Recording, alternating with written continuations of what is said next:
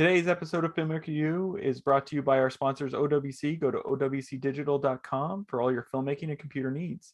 And it's also brought to you by our other sponsors, AJA. Make sure to check out aja.com so that you can see how they can help you in your post-production needs. Hi, I'm Gordon Burkell from Filmmaker U. At Filmmaker U, we create courses for film professionals to deepen and diversify your existing skill set. You can learn more at filmmakeru.com, or of course follow us on Twitter at filmmaker_u.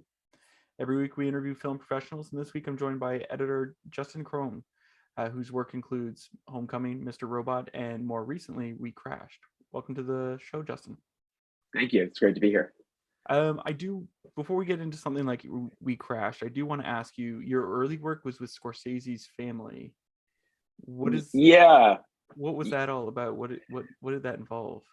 Well, I had been an assistant editor in on the No Direction Home Bob Dylan documentary. I moved to New York to work on it, and it's a very tight-knit group there. And so it was I was lucky to get hired by editor David Tedeschi and worked on that, and then had gone in and out and worked on the George Harrison documentary as well. And it was sort of like, I've always kind of kept in touch with them, especially David. David's been a bit of a mentor of mine for a number of years, and has always been someone I've always gotten great advice, career advice from.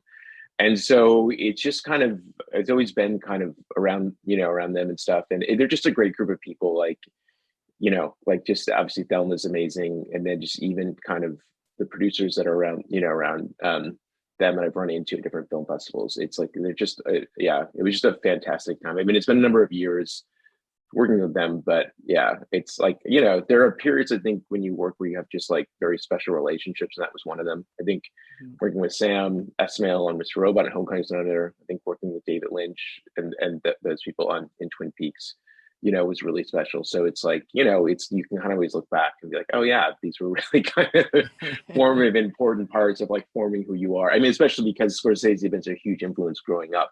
That to me, it was kind of mind blowing. I was really young at the time, and you're just kind of like, I can't believe I'm actually working in this office and like walking by.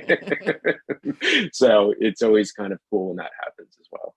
And did you ever, I don't know, because I knew one person who had worked, I guess he has like a library of film, like actual films. Did he ever bring those in to screen things? Or I mean, I was, we were always so busy. I never was in any of the screens except for the movies we were doing, Okay. But he does he has a huge collection of stuff. I mean, there would be, just cans of like film, like in the hallway and stuff of just like older films. And then of course, just he keeps like a huge archive. I mean, they're pretty, he's kind of like his own film historian, he's like, he's just so that's how I really got into film, was just like seeing stuff, seeing him talk about film and like his love of it. And it also, when I started getting into movies, I didn't really, you just start watching movies as a kid because you really like movies. You don't really know what a director and editor does. And hearing him talk, and I saw Thelma Schoonmaker talk when I had to be like 17 or 18, and she did a talk in Minneapolis just talking about Raging Bull, working with Marty. And that's when I really started to figure out what an editor and a director do, and made me want to like go into editing. And it was just kind of seeing how that relationship was kind of incredible, and just seeing what that collaboration was and the kind of the creative space there. I mean, especially, and then also just, him just talking about just movies. And if you ever a chance to see his, there's a documentary he did called A Personal Journey Through American Movies, I think is kind of one of the most amazing films about films, just him talking about why he loves certain older films and stuff. And that to me is just kind of just an incredible film. So I think really important too. I think I wish even more younger people knew about it, because I think as you go through and kind of figure out what you want to do, it's like, you shouldn't necessarily listen to what the mainstream says about what this is popular, that. You should really figure out what's important to you personally and what you want to say, in whatever craft. And that's a hard thing to figure out sometimes, especially with like all the noise of like, what is it that I am drawn to? I think I find that a continual process in my life, just figuring out what are the things that are important to me and what I kind of gravitate to. So, yeah. So in film, what are you, what is important to you, and what are you attracted to work with? Well, I think It's interesting. I mean, I think the movies I watch and the stuff I work on have kind of dovetailed. I mean, I think especially with WeCrashed, talking about it, I've realized a lot of what I am into are kind of very enigmatic, maybe difficult figures. You know, I think when you look at WeCrashed, like I had followed that news story for a while, and just because I thought it was so interesting, and even before I heard they were developing it, and I always find content stories very fascinating as well. But it's a character I can never, you can never figure out. It's a person who he was, who Adam Newman was, and that's kind of really fascinating. When you don't know who someone is and you're trying to constantly figure it out. I mean, I don't know if I still know. Was he running a con, or was he someone who got caught up? I mean, I think the series has kind of addresses things like that, and wrestles with that. And I think just for myself personally, it's always kind of fun to delve into characters like that. I think, I kind of am really drawn to really, kind of those kind of darker characters, even though I think WeCrashed has a lighter kind of edge and tone to it than most of the stuff I've been in the last few years. But it was such a kind of interesting thing to dive into. I mean, it's also just great cutting Jared and Annie and Hathaway, because they're just such amazing actors, and they just give you so much to work with. So those are also things I'm drawn to, is just working with like great acting and like working on cut and getting to help and shape performances and tone shows based on performances. So yeah. So one of the things I wanted to ask about WeCrashed. I'm so used to the name WeWork. They're so close. Like, what in terms of, it's based on a real story, so whenever you're working on something that's based on a real story, there has to be some fiction put in to maybe help the story, or they have to alter some of the characters. Where was the line drawn? Was there discussions about that in the cutting room? Like, how did you guys figure that out? I mean, there wasn't. I think they kind of figured that out in the script wise, and I think they kind of figured that stuff out a bit beforehand, before we got to the cutting room. I mean, there were certain things we had to be careful of, I think, from a legal standpoint, but I think by the time they kind of, like, from the writing perspective, kind of figure out what they could and couldn't do. I mean, I think with the real life characters, the thing that became interesting me with the series, and which I hadn't done because I've dealt with kind of, like I said, with Robot and like, a lot of other shows, like characters that aren't very necessarily likable and can do horrible, horrible things. The thing that was interesting with this is that it being a real life character, I was like, well, this is actually a real person. So for me helping to tell the story, I was like, what's my way into this? Because I have my own personal opinions about Adam Newman. I don't particularly think, I think what he did may not be criminal, but I thought it was very morally wrong and really took advantage of a lot of his workers. And so it's funny, I'd been so into the news story and started working on it, and I kind of wrestled with it for the first few weeks. I was like, what's my in here to kind of be able to help tell the story the best way possible without realizing I kind of maybe don't like these characters as people. And I realized the truth is that, the people who are, I think, most sympathetic in the story are the people who work for him. I think the Miguel character played by Kyle Marvin is maybe the biggest cipher of that. There's a lot of other who come in later in the series. And I realized those are really people I probably feel sympathy for. But the truth is at the beginning of the story, which is where we start, I don't necessarily think he was saying he's running a con. I think he was someone who's very good at the art of selling and just running his mouth. And I realized a lot of those people who'd worked for him, who kind of bought into this thing, they really believed in him, And so I thought really I didn't want to, and one of the things I helped have an influence on with Lee and Drew, the showrunners, and then John Requa and Glenn Ficarra, our directors, in the first couple, was saying, I think the point of the view should be not to have a judgment on the characters and not say that they're horrible people from the beginning, because I don't think people who worked for them, who bought into this, thought that. They thought that this was something that was really special and that was going to change it. And so I thought, point of view wise, we shouldn't be making a judgment as filmmakers within like the telling of it initially, and I think maybe it's harder to do later on when you really see, that it's kind of all coming apart. But at the beginning, it's like, it really is kind of an aspirational story. The people the workers are buying into it, and even, you know, the Adam Newman and Rebecca really kind of believe what they're doing. And I thought like we should tell that with the music and with just like our choices of like, it should feel kind of like fast and exciting and have an energy to it to start like the beginning of the series, because that's what a lot of these people felt. You know, they felt really like this was something that was going to be different for them. And so I think, you know, that was maybe, you know, that was kind of one of the biggest things I think with dealing with their characters, figuring that out for myself. I mean, I started to think about it too, because it's like, I think it's a Scorsese thing. It's like, you see in a lot of Scorsese films like Wolf of Wall Street and other things that he doesn't really take a judgment per se in the characters. I think you as an audience member can.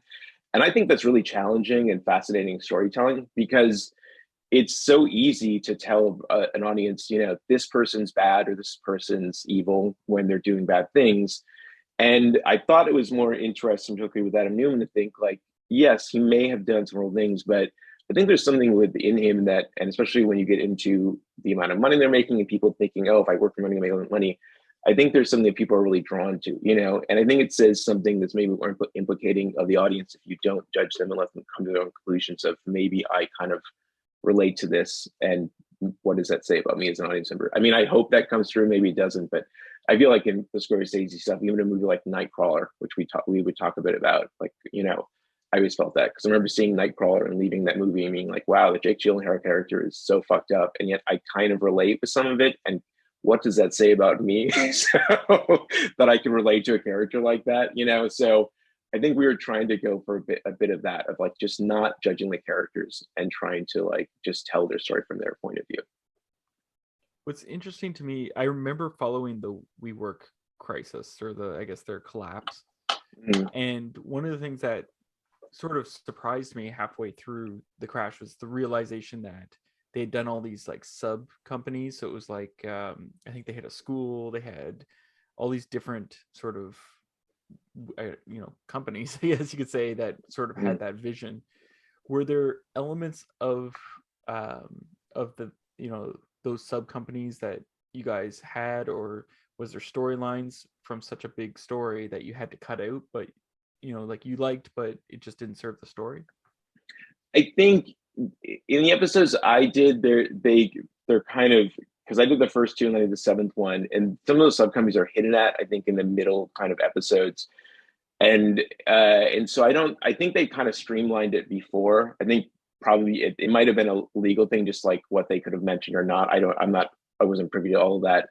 So I think some of that's mentioned. Obviously, there was a lot more, and they do talk about Rebecca's school a bit in the show. So I think that's in there. I think, you know, it's so hard to always be able to put everything in, you know, because then you'd have, you know, a 16-part show, you know, 16 episodes instead of 8.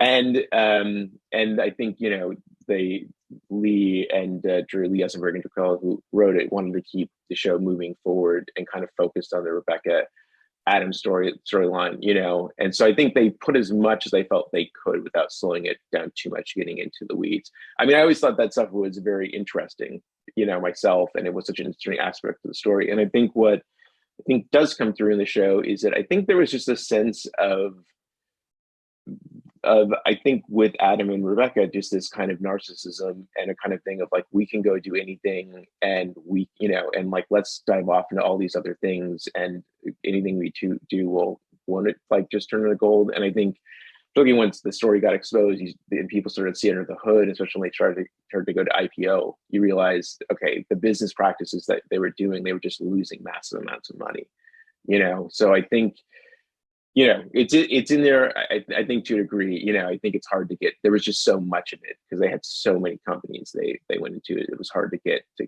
dive into it too much, you know.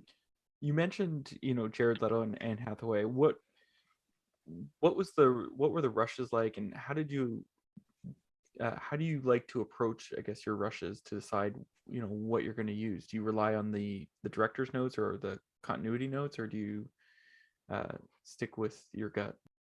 It's a kind of a mix of everything. And on this show, particularly on this show, because John and Glenn, who directed the first couple, are known and really do a great job of encouraging a bit of improv and helping people find characters. I think especially when you get an actor of Jared's Jared Leto and Anne Hathaway stature, you want to have them, be able to like really kind of explore and build the characters as best as possible. I mean, you don't hire huge movie stars without giving them that room.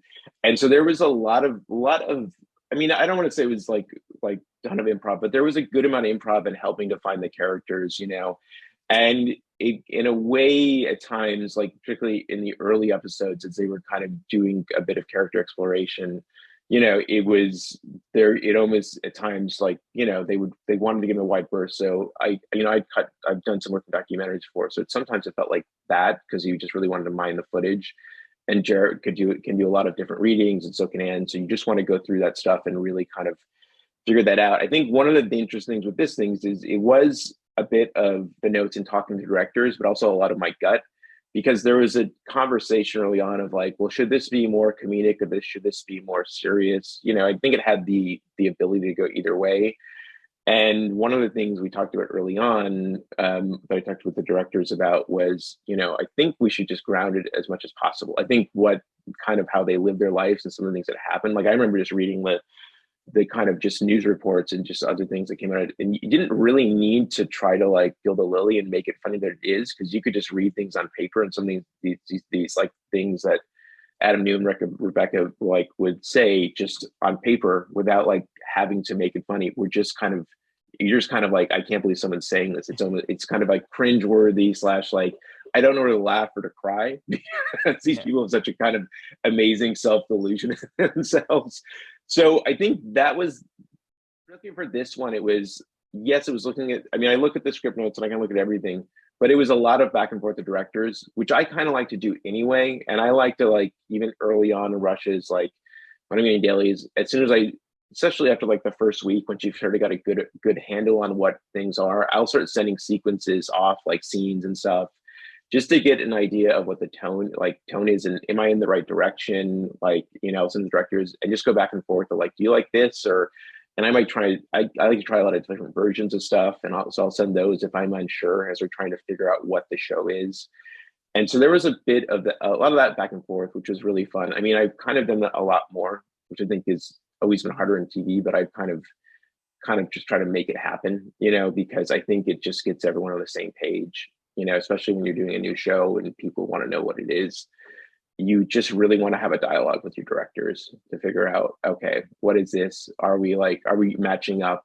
And because really it's like I have my own opinion about stuff, and I can be very like, I really like to, I'm not there to push buttons. I'm there to like kind of bring my own sense of taste. There's a lot of me kind of making my own judgment calls, but I do want to figure out what's in the director's head and figure out what they're looking for, and figuring out what I want to do is aligning up with them, and how can I bring what I want to do to line up with them as much as possible, so that we're all on the same page, so we have a great like experience and like really are all making the same thing, So I think just really talking to them early on, and like trying to get a sense of that, and I would try to get them on the phone too, at like the end of the day, if they shot, just like, oh, what did you guys like? How are things shooting? Like, did you, what am I going to see tomorrow? Is there anything I should know? I mean, sometimes it's hard. They were like shooting long days, so it's like they don't really have time. But it's just, I think, as much as it is like the script notes and your kind of own judgment, I think really having a good dialogue with your directors is so important, and really important to do very early on. I think also too, it's like every director says the worst cut they see is always like the first cut. So I figure if I get them some scenes to see before they've like seen that, it kind of mitigates that, because they're already seeing stuff. So they're kind of well prepared to like not have to be overly worried about like, I haven't seen anything. I'm going to watch like an hour, if you're doing a movie, a 2-hour thing, and I don't know what it is. But if they have some sense of things and they're getting excited because you're excited about the footage, like it makes things, go very smoothly, especially once you get that first like cut. They're like, okay, cool. I know there's things maybe I wasn't happy with, or I want to redo because we didn't like talk about them. But I like to kind of have a really great dialogue with my directors to kind of figure out what is we're all doing. Now, you mentioned that you cut the first 2 episodes in episode 7. Pilots can be very, and I guess it's technically not a pilot because Apple bought the series, but but usually you're the first episode, you're trying to figure out the tone, the style, the look, the feel, everything. So how did you guys, and all the editors I've talked to, they're always talking about how tough that is. So how did you tackle that issue with the first episode to get the look and feel of the show? Yeah, I mean, like I said, it's a lot of like what I was just saying in the last thing of like talking to directors early, because I mean, it isn't a traditional pilot, but any first episode is of limited series. Like, it may not be a true pilot, but I think they're kind of treated that way because it's the first thing anyone's going to see, and so they really use that as a cue to like how you're going to like how the whole series is going to feel. So you really, even though they aren't like, they're treated that way, you know, and it's always given so much like attention. So you really have to like think about like what that is. So I think finding that tone is like always the biggest thing. Like I said, it was a big question with this of like, how do we want to go comedic? Do we want to go not? And so I think part of it was, for me, was coming in and just talking to like John and Glenn and being like, you know, I think we need to ground the characters and make them feel as real as possible, not play too much of the comedy. Because I think, you know, the things that are funny in the show are just because the characters are so kind of ridiculous themselves. You don't need to do too much. So it was figuring out what that was, what the balance between the dramedy and comedy was. And then also just like, I do think it is like a bit of, you know, the dreaded kind of use of temp music, you know, and figuring out what that is. And before you can get your composer involved very early on.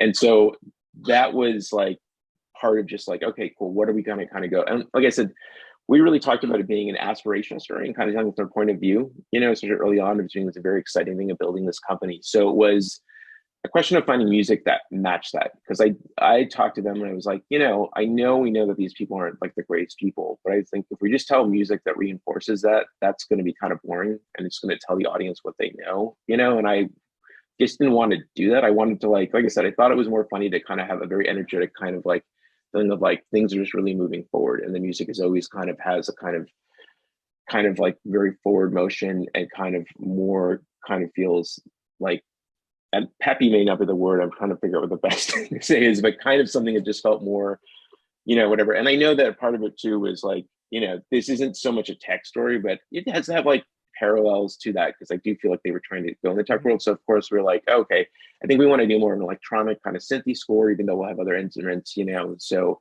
it's part of that and figuring out what that is, and then like getting the composer involved and like being like, okay, I think we're kind of moving in this direction.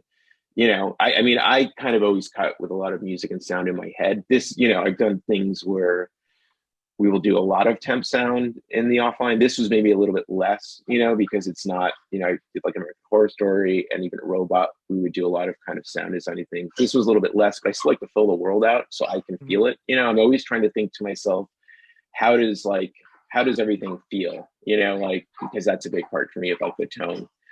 And so it's kind of like just figuring out what that is. Hold on one second. My dog's just barking and I know that's just going to ruin it. Let me just get her outside.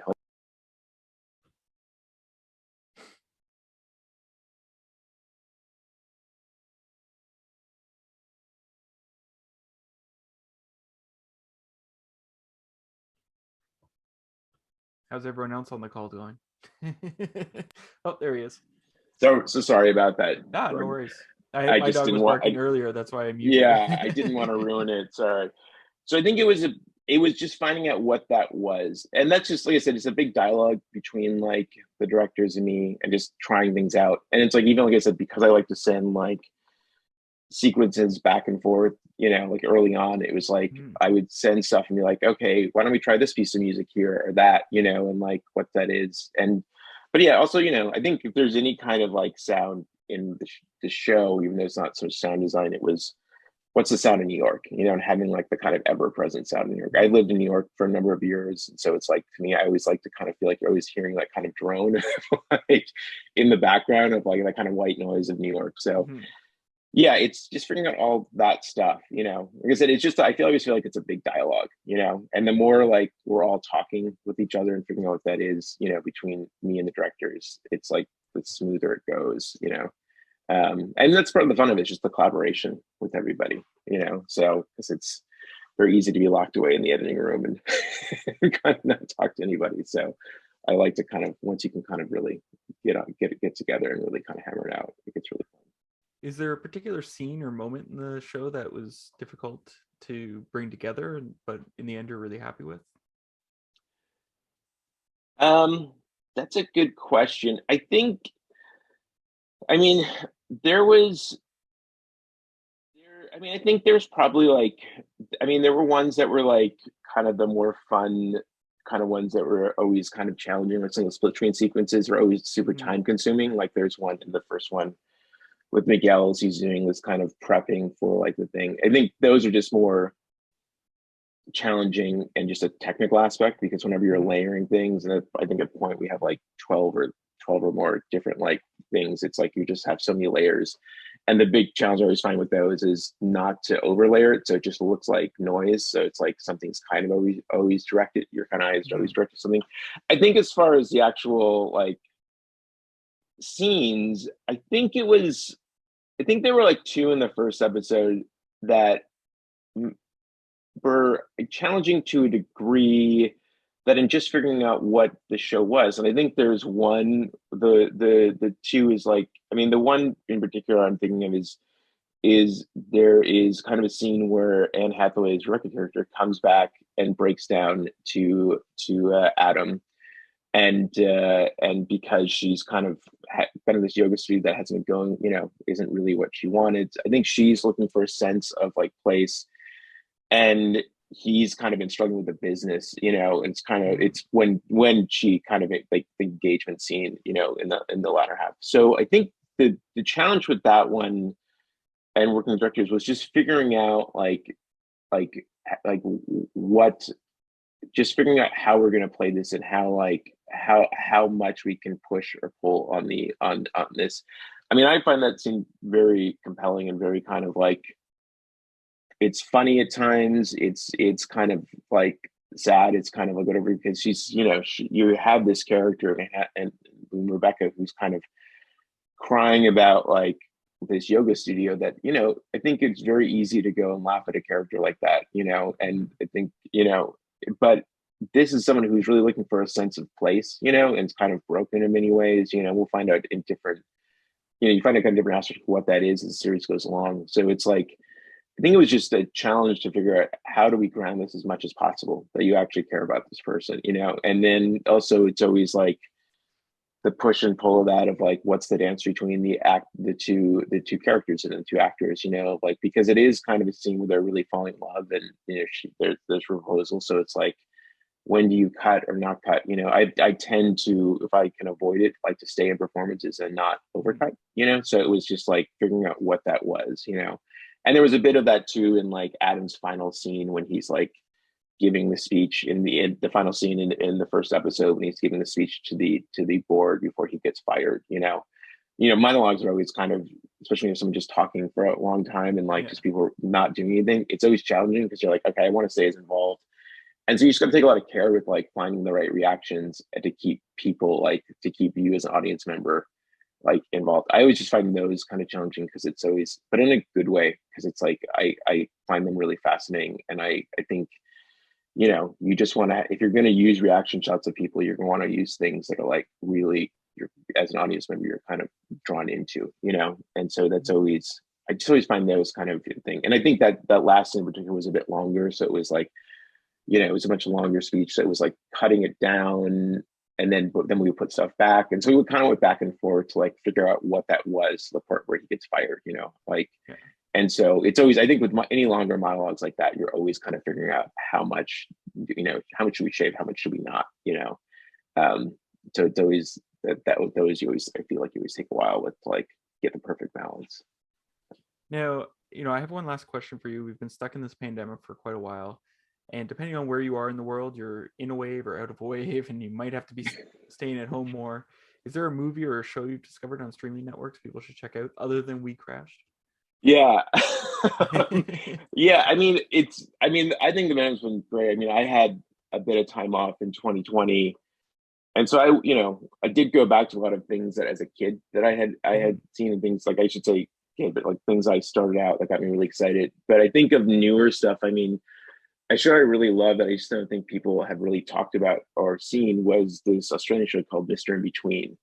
I think I blanking on the lead actor's name, but he hadn't really, I don't think he'd done anything else, but it's directed by Nash Edgerton. I think it's probably the best show that's been on TV in the last couple of years. I kind of think it's criminal if more people don't know about it. It's has this kind of great mix of black dark humor, and like violence, and a character that like it's like kind of the character that I'm into. It's just very like very kind of enigmatic, you know, kind of like character that you're kind of like don't totally, you're kind of just drawn into trying to figure out who he is. So I think that's just fantastic, and they also just do a great thing. I think, you know, one of the things I try to do when WeCrashed, and I try to do a lot of things, is I think a lot of TV has a tendency to overcut, or just to cut too much and not just sit with like actors, sit with performances. And they do an amazing job of that, and just sitting with silence, you know, and just letting like character, like letting things breathe, you know. And it's a half-hour show, which is kind of incredible to do. And having done that with Homecoming,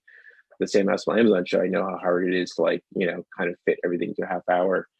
But yeah, I think that show is just incredible. And I think Nash-Hutcherson is just such an incredible director. I'm kind of blown away by him, and I'm really excited to see what he does next. What was the name of the show again? It's called Mr. In Between. It was on FX, and they did 3 seasons. And I mean, I've recommended it to a number of people, and everyone's like, I've never heard of it. And every person, because I'll badger a lot of people, every person to a person has come back to me if they watch it, and they're like, that was incredible. Like, thank you so much. So it's just a really, really, really great show. Well, thank you so much for letting me interview you today. Yeah, it was great to talk to you. Thank you so much. And that's it for this week. Make sure to check us out at filmmakeru.com, or of course follow us on Twitter at filmmaker_you. I'm your host, Gordon Burkell. Thanks for watching. Today's episode of Filmmaker U is brought to you by our sponsors, OWC. Go to owcdigital.com for all your filmmaking and computer needs. And it's also brought to you by our other sponsors, AJA. Make sure to check out aja.com so that you can see how they can help you in your post-production needs.